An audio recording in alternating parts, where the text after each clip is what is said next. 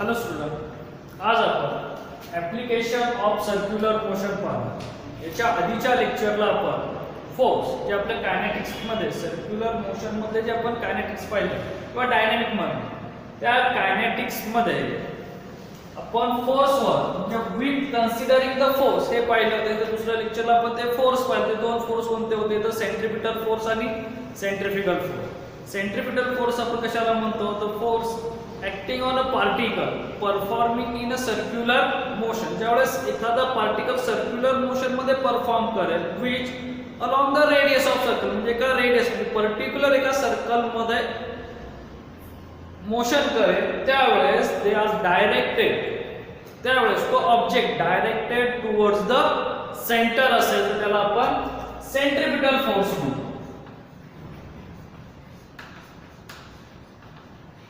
तसंच दुसरा फोर्स होता आपल्याकडे सेंट्रिफ्युगल फोर्स. ज्यावेळेस एखादा पार्टिकल किंवा ऑब्जेक्ट सर्क्युलर मोशन मध्ये परफॉर्म करेल त्याच्या रेडियसशी, त्यावेळेस एक force away from the centre, म्हणजे त्याची डायरेक्शन ही सेंटरच्या बाहेर असेल तर त्याला आपण सेंट्रिफ्युगल फोर्स म्हणतो. मग आपण पाहिले तर सेंट्रिपिटल फोर्स हा ऍक्च्युअल किंवा रिअल फोर्स आहे, तर हा इमॅजिनरी फोर्स म्हणजे सेंट्रिपिटल मुळे हा तयार होतो किंवा सर्क्युलर मोशनचा एक इफेक्ट आहे. त्याच्यानंतर आपण ह्याचे जे ऍप्लिकेशन मध्ये यूज होणार म्हणजे सर्क्युलर मोशनचे ऍप्लिकेशन मध्ये आपल्याला हा फोर्स यूज करायचा आहे, सेंट्रिपिटल फोर्स. मग ते ऍप्लिकेशन कोणते आहे तर एकूण 3 ऍप्लिकेशन आहेत. फर्स्ट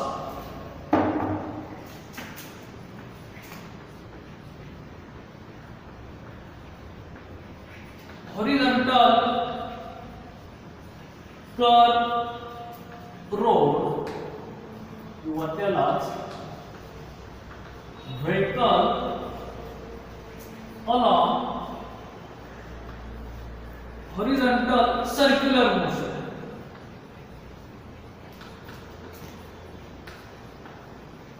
इथे आपण कर्व हा सुद्धा काय असतो सर्कलचा छोटासा पार्ट एकदम आपण कर्व घेतोय.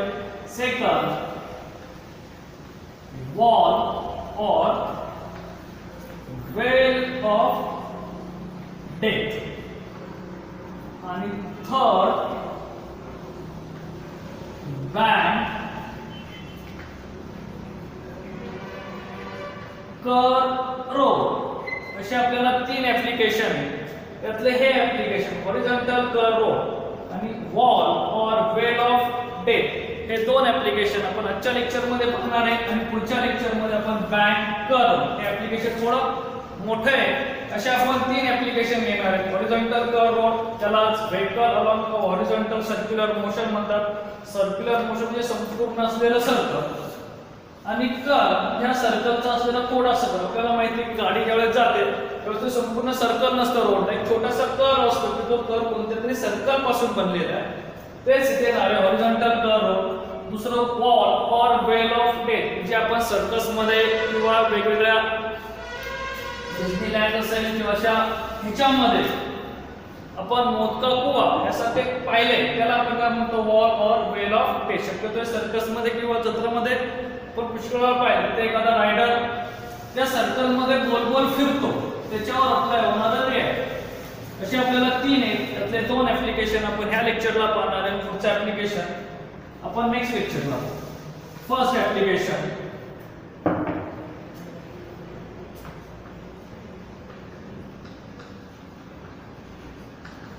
Horizontal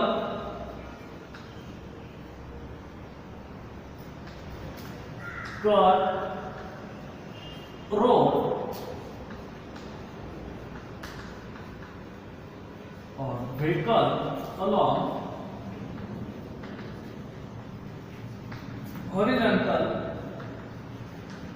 circular motion. आता हॉरिझॉन्टल कर्व आपल्याला माहिती आहे आता कर्व त्यावेळेस गाडी आपण एखाद्या रस्त्यावरून चालवतो त्यावेळेस ती कर्व मध्ये जर म्हणजे टर्न आला असेल, कन्सिडर करू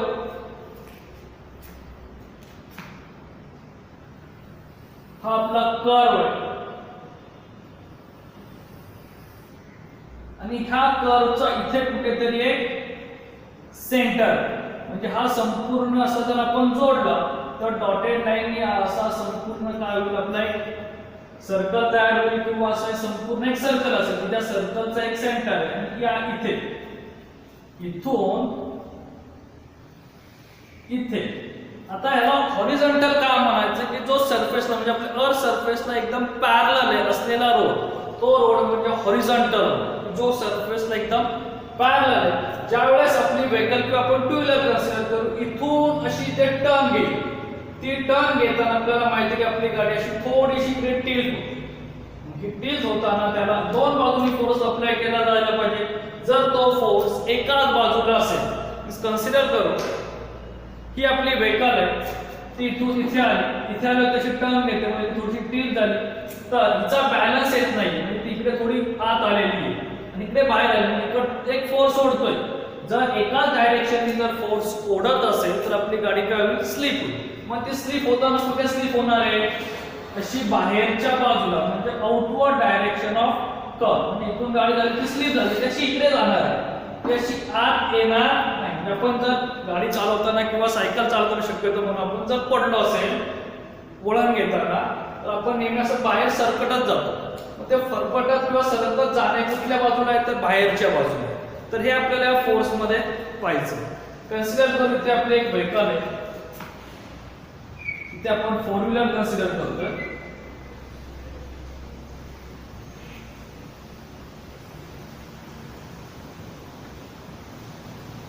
तिचा हा सेंटर गाडीचा बरोबर वेट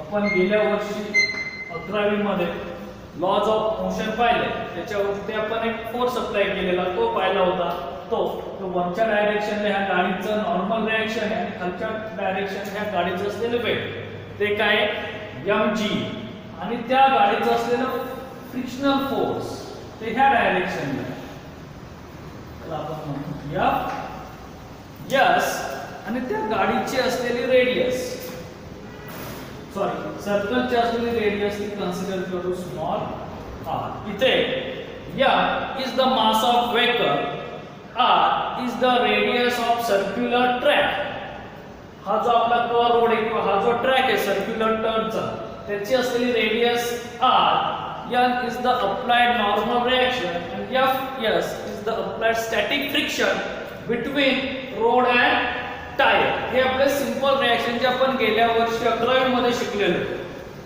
म्हणजे ज्यावेळेस एखादी वस्तू आपण तिला फोर्स अप्लाय करेल तिची एका डायरेक्शनला फोर्स असतो वरच्या डायरेक्शनला काय तर नॉर्मल रिएक्शन सिंपल डायग्राम आहे सिंपल कन्सेप्ट आहे consider m is the mass of vehicle and weight of vehicle is g r is the radius of circular track and fs is applied the static friction between road and tire आता first condition आपण पाहू इथे आपल्याला diagram मध्ये first condition काय दिसते as shown in figure normal reaction is applied vertically upward direction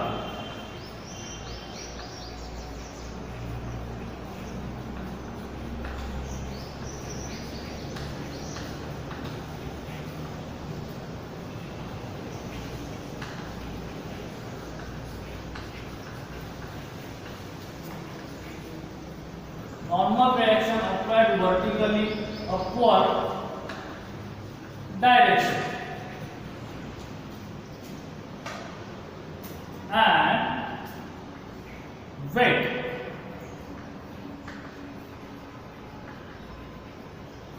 mg applied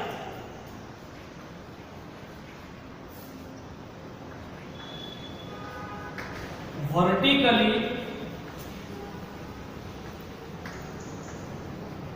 downward direction म्हणजे vertically upward आणि vertically downward हे दोन्ही एकमेकांना काय करतात बॅलन्स करतात म्हणजेच आपलं n is equal to mg किंवा याला n is equal to आपण काय म्हणतो वेट म्हणतो आता राहिला प्रश्न या फोर्सचा स्टॅटिक फ्रिक्शनचा की जो force of static friction friction काय होते तर फ्रिक्शन कशामध्ये होणार आहे रोड अँड टायर्स मध्ये, तर ह्याच्यामध्ये अप्लाय झालेला हा जो फोर्स आहे किंवा फ्रिक्शनल फोर्स आहे तो कुठे म्हणतो आपण आउटवर्ड डायरेक्शन, म्हणजे तुमचा सेंटर ह्या इथे आहे तर तो कुठे चाललाय आउटवर्ड डायरेक्शन ह्या इकडे चाललेला आहे.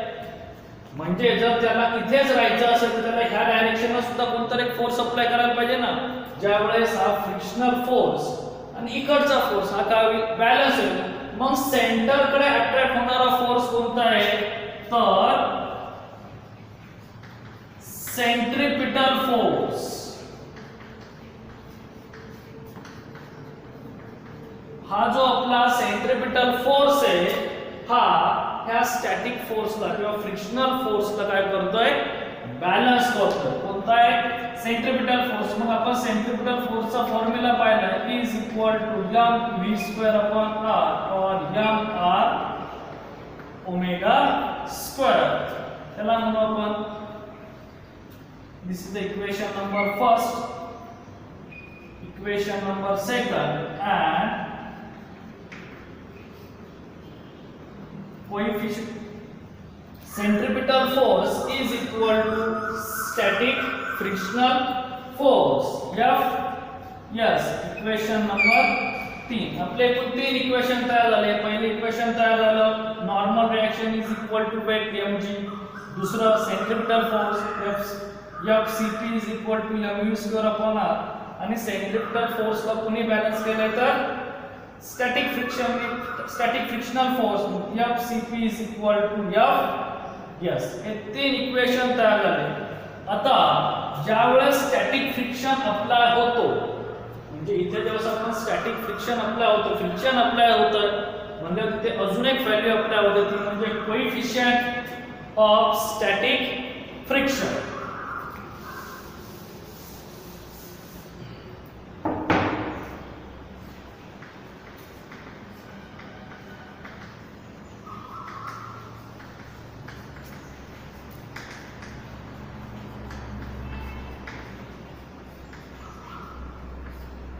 Coefficient of static friction between road and tyre. हे सुद्धा आपण 11th स्टँडर्ड मध्ये पाहिले. Coefficient of static friction is the ratio of static frictional force divided by normal reaction. therefore Fs is equal to mu s into n. आपल्या इथे काय आलं Fs is equal to mu s into n. त्याला म्हणतो equation number 4. Equation number 3 आणि equation number 4 जर आपण compare केलं equation number 3 and 4 therefore Fcp is equal to Fs is equal to mu s n. हे झालं आपलं सिंपल रिलेशन. आणि ह्या इक्वेशन मध्ये L आणि Fcp यांची जर व्हॅल्यू पुट केली equation number 1 and 2 put in this equation number 2 आपलं काय होतं Fcp coefficient centripetal force is equal to mv square upon r is equal to mu s. आणि equation number first n is equal to काय होतं mg. म्हणजे आपलं simple equation तयार होतं mv square upon r is equal to static coefficient of static friction into weight.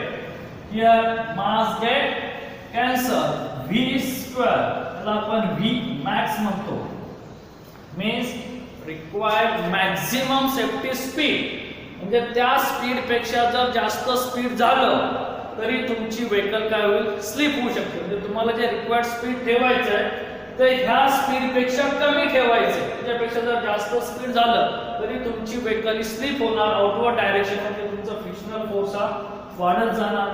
therefore is equal to mu s r into g. therefore v max maximum safety speed is equal to under root mu s r g. इथे हे speed वाढलं तर तुमची radius म्हणजे हा r आणि g हे दोन्ही कॉन्स्टंट आहे. therefore v max is directly proportional to the under root coefficient of static friction. जर तुमची स्पीड इंक्रीज केलं तर स्टॅटिक फ्रिक्शन इंक्रीज होणार आहे. स्टॅटिक फ्रिक्शन इंक्रीज झालं तर तुमचा पुन्हा वेट कॉन्स्टंट, मग तुमचं काय वाढतंय तर फ्रिक्शनल फोर्स वाढतो. काय वाढणार आहे? हा असलेला आपला स्टॅटिक फ्रिक्शनल फोर्स, आणि हा फोर्स वाढला की तुमची गाडी स्लिप होऊन पुढे जाणार आहे outward डायरेक्शनला.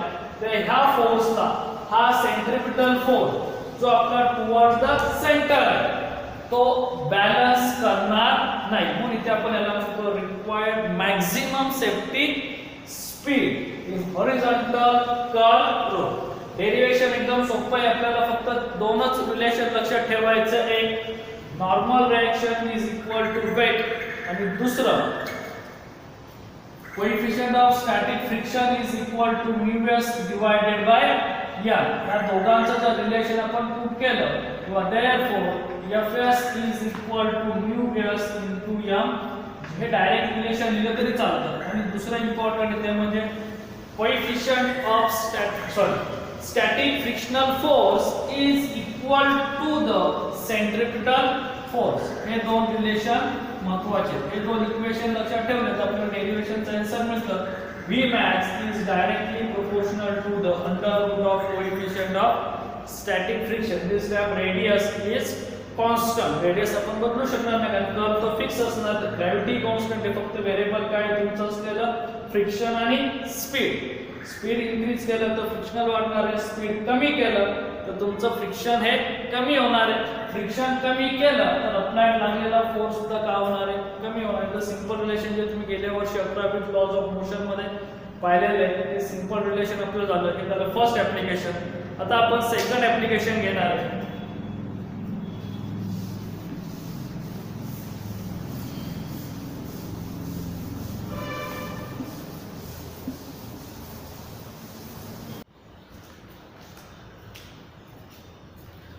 Hello student, today start application of circular motion. आपण याच्या आधीच्या लेक्चर्स मध्ये ऍप्लिकेशन ऑफ सर्क्युलर मोशन मधलं फर्स्ट ऍप्लिकेशन पाहिलं ते म्हणजे हॉरिझॉन्टल कर्व रोड और vehicle along the horizontal circular motion. आज आपण सेकंड ऍप्लिकेशन पाहणार आहोत. wall or well of death. हे आपलं second application wall or well of death. याच्या आधीच्या लेक्चरला आपण फर्स्ट ऍप्लिकेशन पाहिलं होतं हॉरिझॉन्टल कर्व रोड और vehicle along the horizontal circular motion. आता wall और वेल त्या डायग्राम मध्ये आपण एक सर्क्युलर शेपची विहीर, त्या सर्क्युलर शेपच्या विहिरीमध्ये या इथे कन्सिडर करू तिचा सेंटर आहे म्हणजे ह्या सर्कलचा सर्क्युलर शेपचा आणि या इथे एक rider vehicle two wheeler rider असेल और फोर व्हीलर रायडर असेल तो रायडर त्याच्या व्हर्टिकली अपवर्ड डायरेक्शनला आणि व्हर्टिकली डाउनवर्ड डायरेक्शनला बॅलन्स करतोय तो mg and frictional force Fs. तर टुवर्ड्स द सेंटर म्हणजे ह्या डायरेक्शन काय normal reaction m and radius of circular track म्हणजे इथे जो हा सर्क्युलर ट्रॅक तयार होणार आहे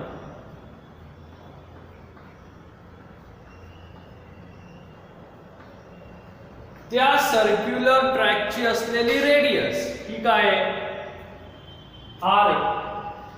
आता इथे जो रायडर व्हेकल रायडर त्या व्हेकल रायडर तो कसा येणार आहे जर समजा ही असा गोल फिरत असेल त्याची व्हेकल अशी येणार तर ती अशी खाली व्हेकल येतात वेट नेहमी always downward to the earth म्हणजे ती ह्या डायरेक्शनला आणि नॉर्मल रिएक्शन कशी आली येतात त्या डायरेक्शनला towards the centre.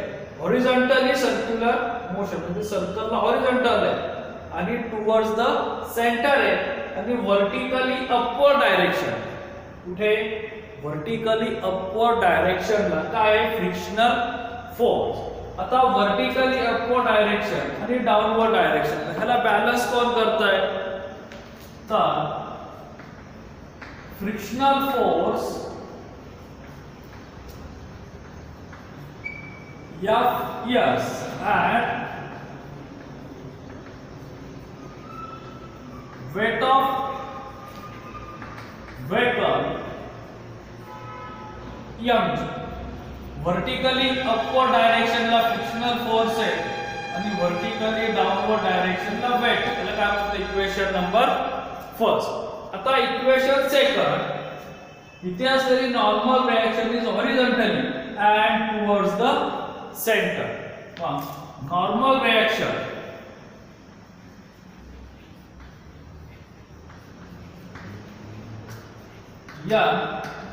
is horizontally and towards the center C किंवा सर्क्युलर मोशन. तर नॉर्मल रिएक्शन ही आपली टुवर्ड्स द सेंटर आहे.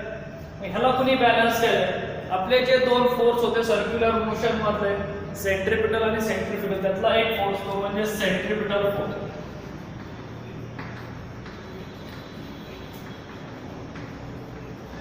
Means normal reaction F is balanced to the centrifugal force F v square upon r is equal to F r omega square. इथे जी velocity required आहे ते minimum velocity म्हणजे कमीत कमी तेवढी velocity आपल्याला हवी. त्याच्यापेक्षा जास्त वेलोसिटी असेल तर चालेल. आणि ह्याच्या आधीचं जे आपण ऍप्लिकेशन पाहिलं होतं हॉरिझॉन्टल कर्व रोड मध्ये, त्याच्यामध्ये ही जी वेलोसिटी होती ती मॅक्झिमम होती म्हणजे v स्क्वेअर मॅक्स. आणि ते रिक्वायर्ड मॅक्झिमम वेलोसिटी म्हणजे तेवढ्यापर्यंतच तुम्हाला वेलोसिटी रिक्वायर्ड. त्यापेक्षा जास्त वेलोसिटी असेल तर तुम्ही स्लिप होऊ शकता. आणि वॉल ऑर डेक मध्ये मिनिमम म्हणजे तुमच्याकडे एवढी वेलोसिटी हवी, ह्याच्यापेक्षा कमी वेलोसिटी झाली तर तुम्ही स्लिप होऊ शकता. असा त्या दोघांमधला डिफरन्स आहे. इथे आपण रिक्वायर्ड मॅक्झिमम वेलोसिटी घेतो, इथे required minimum velocity. Equation number second.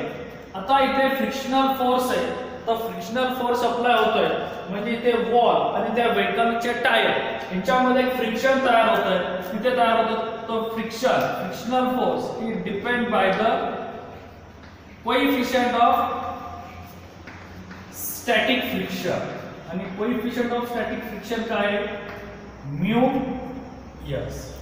आता कोएफिशिएंट ऑफ स्टॅटिक फ्रिक्शन आणि frictional force and normal reaction ह्या तिघांचं रिलेशन जे आपण 11वी मध्ये शिकलेलो. तर ते रिलेशन काय coefficient of static friction is equal to simple relation है coefficient of static friction mu s. Coefficient of static friction is equal to the ratio of frictional force divided by normal reaction. आता ह्या condition मध्ये for this condition frictional force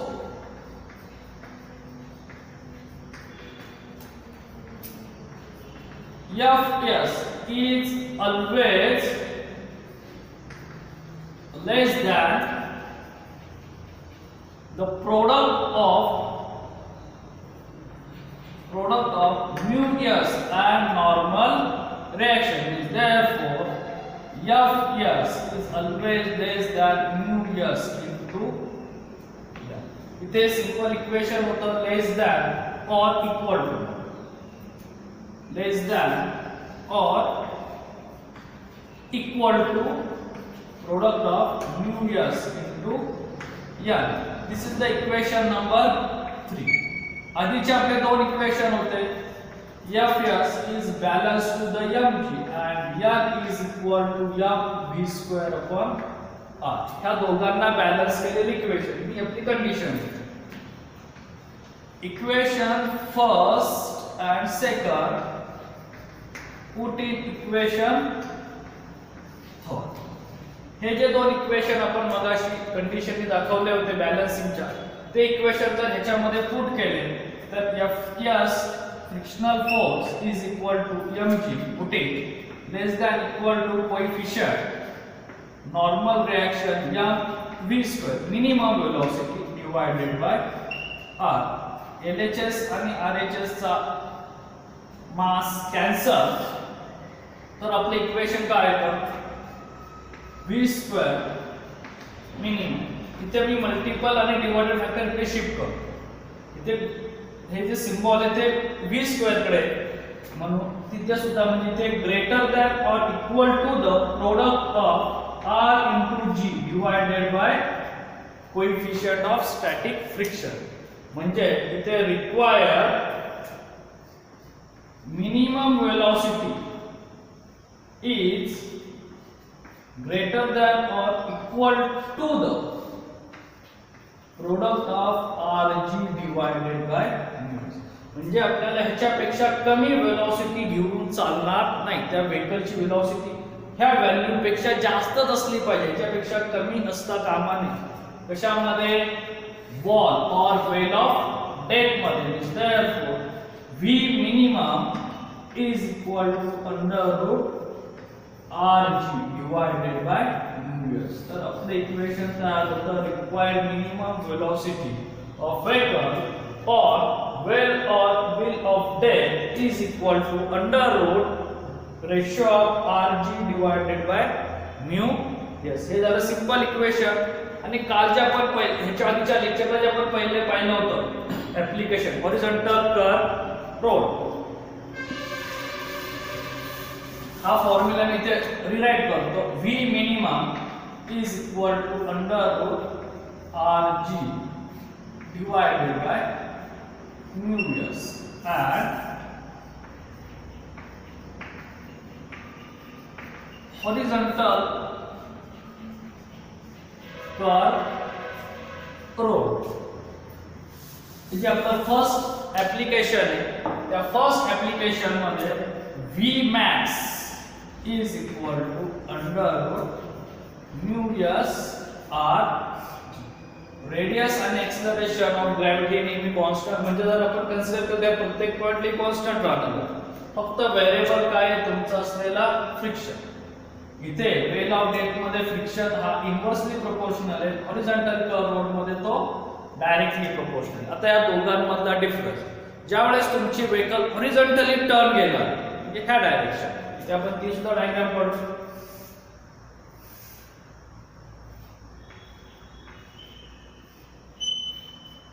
हा आपला horizontal curve road आहे आणि त्याचा इथे असलेला सेंटर,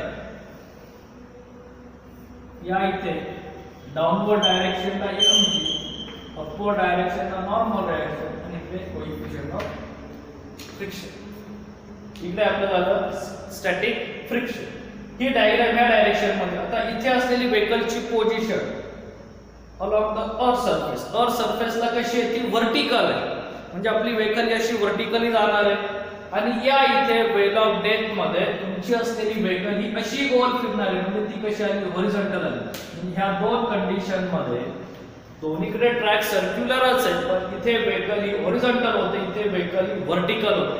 व्हर्टिकल व्हेकल असल्यामुळे नॉर्मल रिएक्शन ही अपवर्ड डायरेक्शनला गेली आणि हीच व्हेकल जी इथे अशी होती ती आता कशी गेली ह्या बाजूला गेली.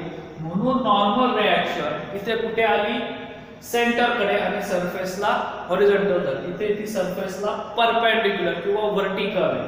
Normal reaction balance to the weight, weight नेहमी डाउनवर्ड डायरेक्शनला असतं आणि नॉर्मल रिएक्शन आणि फोर्स हे पुन्हा परपेंडिक्युलर असतात, जे आपण 11th स्टँडर्ड मध्ये शिकलेलो आहे. म्हणजे इथे नॉर्मल रिएक्शन ह्या डायरेक्शनला गेली, ही परपेंडिक्युलर पुन्हा काय झालं फोर्स, फ्रिक्शनल फोर्स हा वरती आला. दोन्ही बाजूला असलेला बॅलन्स सेंटरकडे कोण करतोय, तर centripetal force is FCP. Centripetal force इकडे आणि इकडे बॅलन्स करतो. मग ह्या दोघांमधला मेन डिफरन्स काय आहे, तर हॉरिझॉन्टल कर्व रोड मध्ये normal reaction is vertically upward direction आणि वेल ऑफ डेथ मध्ये normal reaction is horizontal and towards the centre. हा फरक. तसंच सेकंड फरक काय येतोय, हॉरिझॉन्टल कर्व रोड मध्ये फ्रिक्शनल फोर्स हा कुठे आला, टुवर्ड्स द सेंटर येतोय किंवा हॉरिझॉन्टली आपण त्याला म्हणू, आणि वेल ऑफ डेथ मध्ये फ्रिक्शनल फोर्स हा कुठे येतोय, व्हर्टिकली अपवर्ड डायरेक्शनला येतोय. हा दोघांमधला डिफरन्स. त्यानंतर थर्ड डिफरन्स आपण सांगू शकतो frictional force, coefficient of static friction. Horizontal curve road मध्ये कोएफिशिएंट ऑफ स्टॅटिक फ्रिक्शन हे directly proportional under root of mu s आणि ते हे inversely proportional to the under root mu s. त्याच्यानंतर हॉरिझॉन्टल कर्व रोड मध्ये इथे आपण maximum safety म्हणजे तेवढं लिमिट आहे, त्याच्यापेक्षा आपलं स्पीड म्हणजे एक्झाम्पल द्यायचं झालं तर 50 किलोमीटर पर आवर. ह्या स्पीडच्या पेक्षा तुम्ही जास्त जाऊ शकत नाही. ह्याच्यापेक्षा तुम्ही कमी स्पीड ठेवलं तरी तुम्ही विदाउट स्लिप होता, म्हणजे तुमची गाडी इथे स्लिप होणार नाही, तुम्ही टर्न पूर्ण करू शकता. आणि याच्या इथे एक्झाम्पल घेताना आपण सेफ स्पीड घेऊ 50 किलोमीटर पर आवर्स. हे तुमचं मिनिमम आहे. ह्याच्यापेक्षा कमी स्पीड केलं तर तुम्ही काय होणार, स्लिप होणार किंवा तुमची व्हेकल स्लिप होऊन खाली येईल. म्हणजे इथे तुम्हाला 50 च्या वर जायचं नाही आणि इथे तुम्हाला 50 च्या खाली यायचं नाही. म्हणून इथे लिहिताना आपण मिनिमम, रिक्वायर्ड मिनिमम, ह्याच्यापेक्षा तुम्ही 70 घेऊ शकता, 80 घेऊ शकता, किती घेऊ शकता, 60, 70, तुम्हाला जे स्पीड हवंय ते तुम्ही घेऊ शकता.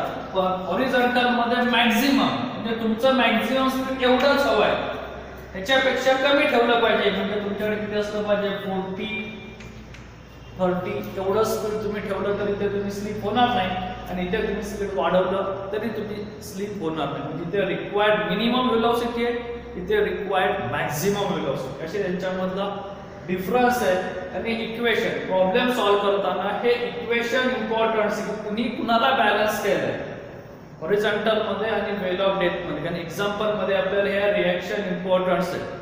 म्हणजे फ्रिक्शनल फोर्स दिला तर तो फ्रिक्शनल फोर्स हा वेटनी बॅलन्स होतो, आणि नॉर्मल रिएक्शन वेटनी बॅलन्स होते. ह्या दोन कंडिशन आपल्याला एक्झाम्पल सॉल्व्ह करताना लागणार आहे. Okay student.